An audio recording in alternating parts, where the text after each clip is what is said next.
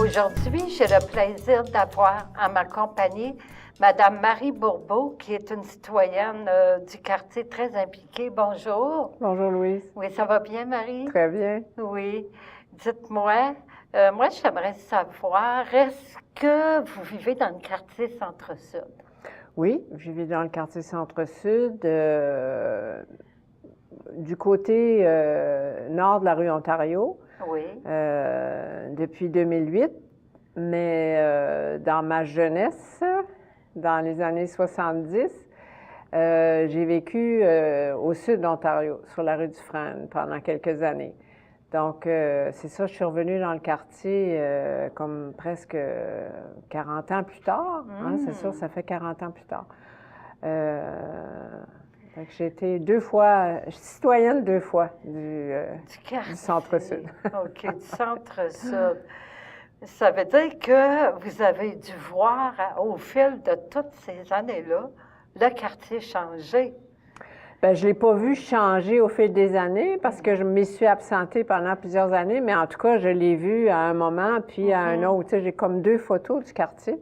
Oui.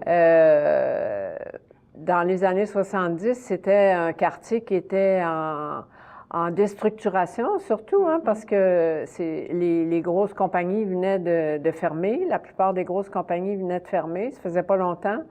Il y avait beaucoup de gens en chômage, puis c'est ça, moi je restais sur la rue Dufresne, donc on voyait qu'il y avait beaucoup de pauvreté, beaucoup de... Ouais, c'est ça, il y avait encore beaucoup de... C'était un quartier qui était stigmatisé, ça on le sentait, là, tu sais, Oui. qui avait reçu une coupe de grosses claques, là, tu sais. Moi, je me rappelle que, par exemple, c'est ça, j'étais au coin du Dufresne puis Logan. Et il y avait des jeunes, tout jeunes, là, des enfants de 10-12 ans là, qui venaient sniffer de la colle en dessous de mon escalier, dans des sacs en papier. Oui. Là. Tu sais, c'est ça. C'était un quartier qui avait vécu beaucoup de difficultés.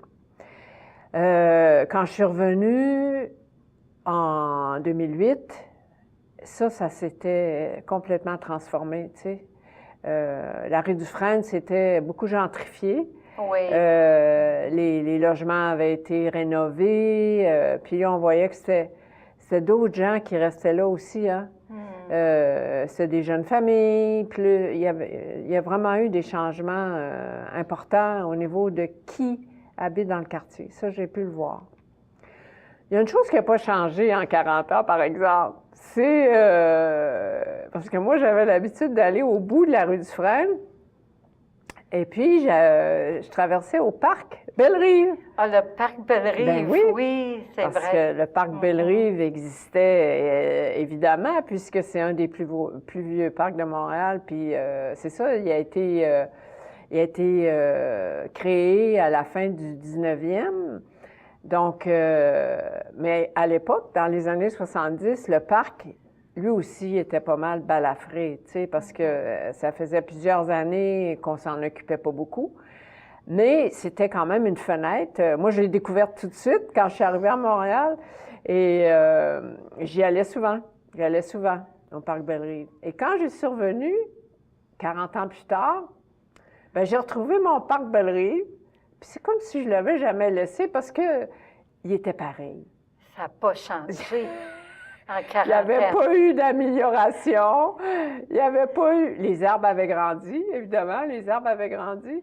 Mais c'est ça, il était tout aussi esselé de l'autre côté de Notre-Dame, tu sais, Oui. et tout aussi peu fréquenté. Peu fréquenté.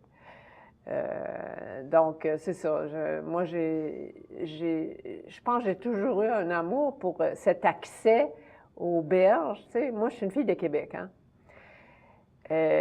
Donc, à Québec, le fleuve, il est omniprésent. Oui, oui, puis il est large. C'est ça. Large. Ben non, il n'est pas vraiment large parce que on n'est pas... Tu sais, Lévis est en face, tout ça. Ah oui, c'est mais vrai. Il est quand même très présent, le fleuve à Québec. Pourtant, je ne restais pas sur le bord du fleuve, là, mais le fleuve était présent. Puis j'ai vécu aussi un bout de temps à Rimouski. Bon, là, c'est quasiment plus le fleuve, c'est la mer. La hein, mer. mais... Donc, moi, j'ai toujours eu le sentiment que Montréal, c'était une île, tu sais, et que le fleuve devait être quelque part. Oui. Oui. Donc, c'est ça. Oui. Fait que vous, comme ça, vous avez vécu dans quelles années, là, à Québec puis à Rimouski? Ben, c'est ça. Moi, je suis née à Québec, donc j'ai passé Oui. les 20 premières années de ma vie à Québec. À Québec. Mais c'est ça, OK. j'ai fait un séjour de 3-4 ans à Rimouski. Dans les années 80, là, Oui. après avoir quitté Centre-Sud, là, je travaillais pour la télé, justement. Puis j'ai fait plusieurs... tu sais, je travaillais à Sherbrooke, je travaillais à Rimouski, je travaillais en OK. région. C'est ça. Ah bon, oui. Puis, je me demandais, quand vous êtes demeuré sur la rue du Frêne, il y avait le fleuve dans ces années-là, l'année 70, à Parc-Bellerive. Oui. Pour la rue Notre-Dame, là, est-ce que, bon, là, il fallait traverser la rue Notre-Dame. Oui. Bon, est-ce que il y avait les chemins de fer? C'est ça que je me demandais. Ah, tout était ça a là, toujours hein? été là, là. Ben, Ça n'a pas ça changé. fait très longtemps, hein, parce Oui, que c'est ça. toutes les voies ferrées qui sortent de la station de triage, là, parce qu'on a le OK. viaduc, là, tu sais, Oui. et elles étaient là. Ça, c'est là depuis longtemps, parce que ça permettait aux trains, en fait, c'est comme ça, on monte les trains dans la gare de triage, qui est pas Oui. loin, là. Ben, pour les gens des tours, là, ils ont juste à regarder en bas, parce que Oui. la c'est gare de ça. triage est juste là. On hein. les voit. C'est on ça. les Vous voit. les voyez, hein? C'est Bon. ça, oui. Donc, les trains sont montés là. Mhm. Et puis ensuite, ils les stationnent, ils reculent devant le parc Bellerive, là. En fait, OK. devant le pied du courant. Et en attente de repartir, vers leur destination, si tu veux. Oui. Mais c'est ça. Donc, ces voies ferrées-là, parce qu'il y en a plusieurs, je pense qu'il y en a 8, hein? Ah oui, C'est ah ça, oui. il y en a plusieurs. Ben, effectivement, elles étaient là dans les années 70. Elles sont toujours là. Ah oui. Et on espère qu'un jour, quelqu'un va avoir la bonne idée, parce qu'on en a déjà parlé à plusieurs reprises. Il y a eu même des études qui ont été faites d'inverser la courbe de ces voies ferrées-là. Donc, au lieu de sortir de la gare de triage puis de s'en aller vers la promenade, enfin vers tout le pied du courant, puis de nous boucher la vue, parce que les trains bouchent la vue, de tourner de l'autre bord, d'aller se parquer de l'autre bord. Dites-moi, pour justement là, le fleuve, hein, il y a le parc Bellerive.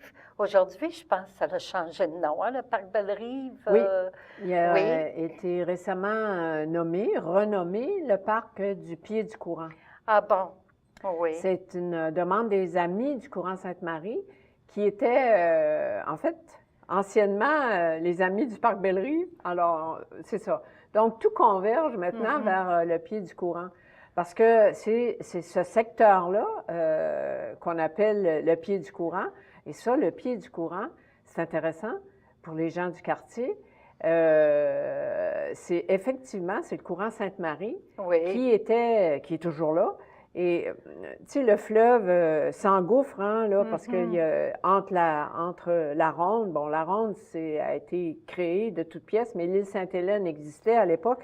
Donc, ça fait un effet de courant. Puis les voiliers qui, à l'époque, avant l'arrivée des bateaux à vapeur, les voiliers qui remontaient le fleuve, ils arrivaient au pied du courant, puis ils n'étaient pas capables de se rendre au Vieux-Port, parce que le courant était trop fort. OK. Donc, il y avait ce qu'on appelle un chemin de halage, c'est-à-dire qu'il y avait des bœufs ou des chevaux qui remorquaient les voiliers jusqu'au Vieux-Port. Oh mon Dieu, oui. Donc, c'est comme ça que ça s'appelle le pied du courant. Et c'est aussi un site historique à cause de la prison du pied du courant, oui. hein, qui est la prison où ont été pendus les patriotes après la Révolution de 1837. Donc, ce secteur-là fait l'objet, là, dans le mois, là, maintenant, là, d'une vaste consultation publique. Oui. qui est menée par l'Office de consultation publique de Montréal, à la demande de la Ville de Montréal. On prépare un plan d'urbanisme pour restructurer tout le secteur. Ce qu'il faut savoir, c'est que le pied du courant est jouxté avec les terrains de la Molson. Juste à côté, tu as les terrains de la Molson. Donc, tu as le pied du courant, le pont Jacques-Cartier, puis de l'autre côté, les terrains de la Molson. Et ces terrains-là ont été mis en vente récemment parce que Molson déménage ses installations à Longueuil. Alors, Molson aussi, qui est un vieux, comment dirais-je, citoyen corporatif, qui habite dans le quartier depuis 1700 quelque, là, je veux dire, c'est lui aussi, il y a toute une histoire reliée à la Molson. Donc, Molson déménage. Et les terrains ont été mis en vente et il y a déjà des acheteurs qui ont fait des offres, entre autres le groupe Sélection, qui est un groupe ils font des maisons de retraités, des immenses complexes de retraités. Alors, est-ce que c'est ça qui va être construit? La vente n'est pas conclue, mais ils ont fait une offre. Tout ce secteur-là va être changé d'usage, parce que pour le moment, c'est un usage industriel, mais ça va devenir un usage résidentiel. Et donc, va être retissé. Il va falloir refaire des rues, parce que là, dans le moment, c'est juste des immenses hangars pour l'usine d'embouteillage. Donc, et puis, en même temps, tu as la maison de Radio-Canada qui va quitter la tour, puis qui va emménager dans des nouveaux bureaux qui sont en train d'être construits là, maintenant, complètement à l'est. Et ça libère tous les espaces qui sont maintenant des espaces de stationnement. Et ça, c'est un autre groupe. Là, eux, leur projet est beaucoup plus avancé parce qu'ils vont commencer à construire en 2020, dans un an. Ça, c'est le groupe MAC.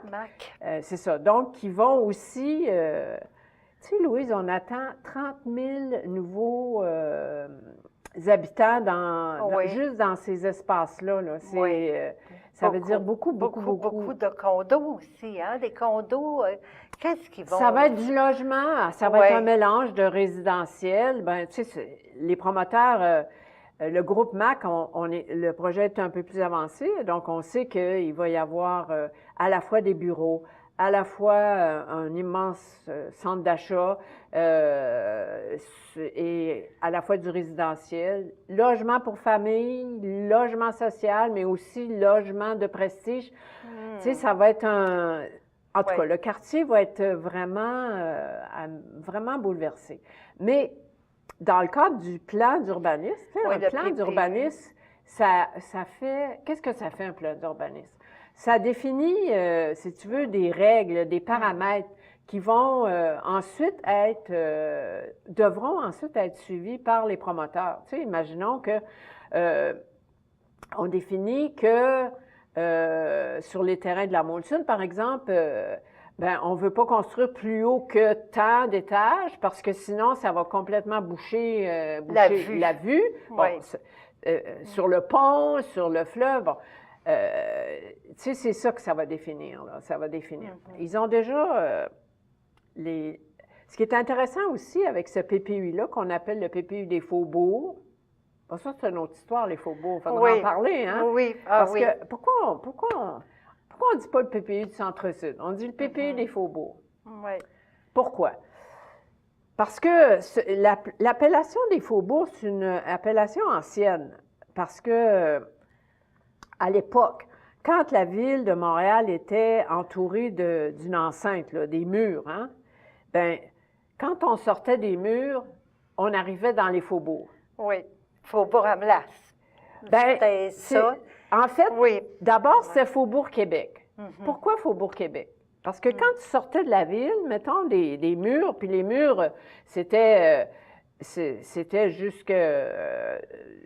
on était dans les faubourgs, vraiment. Là, la ville de Montréal n'était vraiment pas étendue comme elle est maintenant.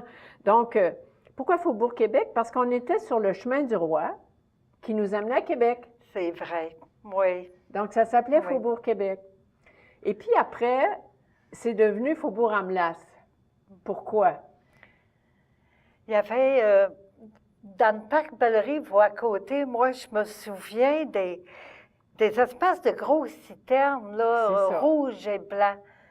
Qu'est-ce qu'il y avait là-dedans? Je me suis toujours demandé. La melasse. Et voilà, c'est de là que ça vient, le nom. Bien, ça aussi, c'est très intéressant, hein, parce que je trouve que nous, Montréalais, on a une histoire riche, hein, parce que quand même, Montréal, c'était la porte d'entrée en Amérique du Nord. C'était le port le plus important.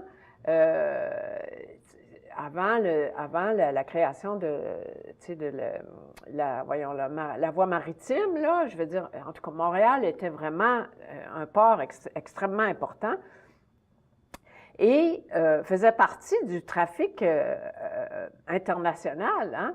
Alors, il y avait, je ne sais pas, à l'époque, on parlait beaucoup de trafic triangulaire, là, mais il y a eu beaucoup de bateaux où on était une colonie anglaise quand on a des bateaux qui partaient d'Angleterre et puis qui allaient chercher, mettons, des esclaves en Afrique et puis ensuite qui allaient vendre les esclaves, mettons, dans le sud des États-Unis ou dans les Antilles.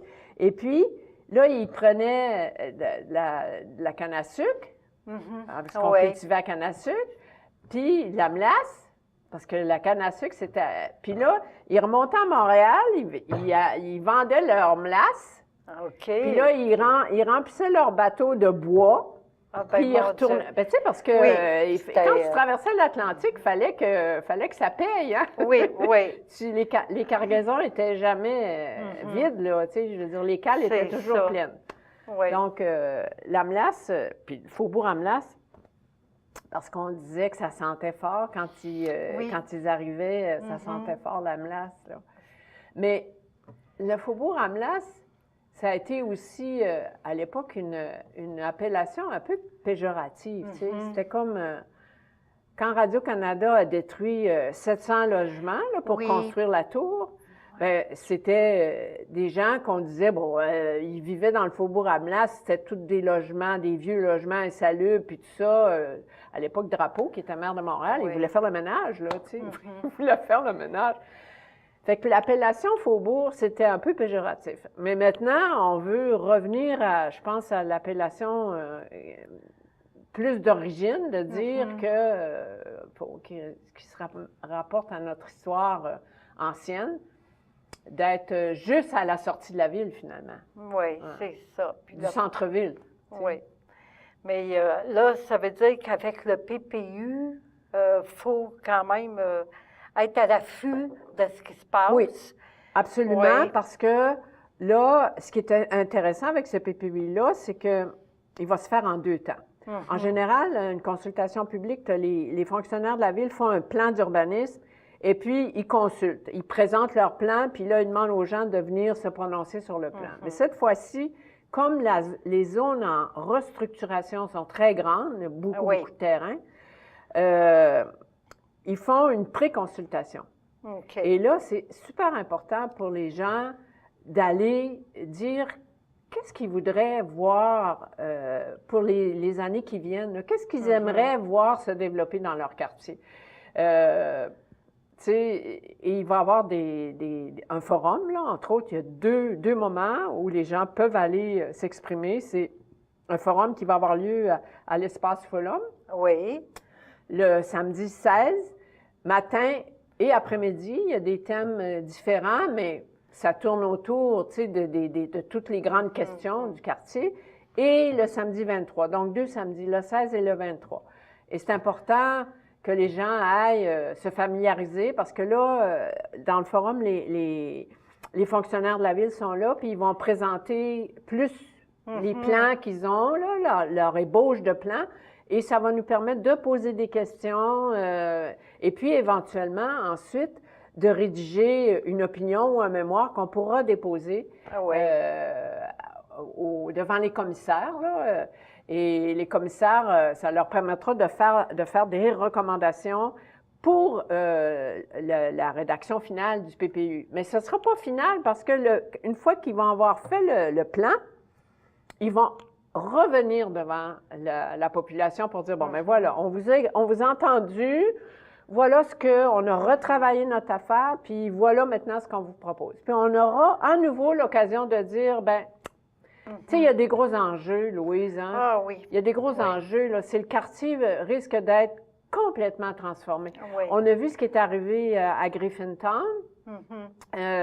C'est ce genre de transformation qu'on va vivre, nous autres, dans le centre-sud. Là. Oui, puis moi aussi, ben j'ai l'impression aussi que avec toutes ces constructions-là qui vont se faire, c'est comme s'ils faisaient pour moi, un deuxième centre-ville. Puis tous les gens qui sont dans ce secteur-là vont être obligés ils vont être repoussés plus à l'est, selon moi. Je pense qu'il y a, tu sais, il y a vraiment une volonté de la Ville de Montréal, là, parce qu'ils vont imposer le 20 de logement social. Donc, il y a, ce qui n'était pas le cas avant, il y a vraiment une volonté de la Ville de Montréal de créer des nouveaux quartiers beaucoup plus inclusifs, beaucoup plus verts. La volonté est là. Mais tu sais, nos élus, ils peuvent pas tout faire tout seuls. Là. Il faut que derrière eux, il y a une vaste, comment dirais-je, mobilisation pour faire que ça advienne. Parce que faut pas se leurrer, on est toujours dans des rapports de force, hein, entre des promoteurs immobiliers, il y a toutes sortes d'intérêts. Donc, moi, je pense que c'est super important que les citoyens s'expriment puis disent, nous, on veut un quartier qui nous ressemble. On le fait à plusieurs reprises. Hein. On s'exprime. Il y a eu plusieurs agoras où on a pu s'exprimer, mais là, ça va être... c'est comme si nos souhaits vont s'inscrire dans un plan.